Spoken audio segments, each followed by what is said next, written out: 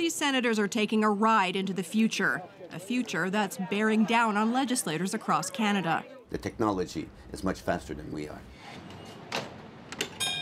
Buses like this one are already shuttling people across campuses and private property in the United States and Europe. Here in Canada, only Ontario allows self-driving vehicles to be tested on public roads. Senator Dennis Dawson says it's time for a national regulatory framework, setting out expectations for things such as safety and protecting drivers' privacy.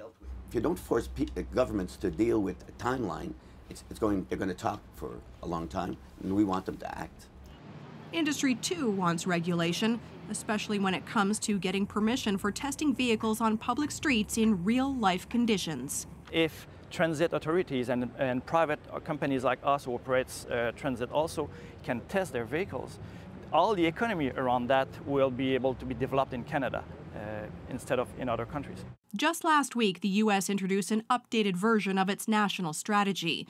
The University of Michigan is a hub of autonomous vehicle R&D.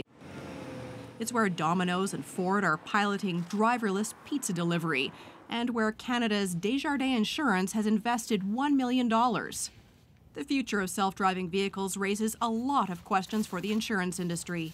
So if the car's driving itself and something happens, is it the manufacturer that's going to be held liable for any injuries or death or property damage? Is it still going to be the person behind the wheel that's responsible for being in care and control of the car? We are running hard to keep up with this developing technology. The transport minister says the federal government is trying to balance its responsibilities for innovation and safety. What we don't want to do is to slow down this technological development, but at the same time we have to make sure that our streets remain safe.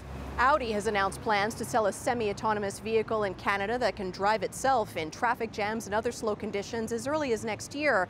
But the company points out that technology won't be activated in Canada if there's no regulatory framework.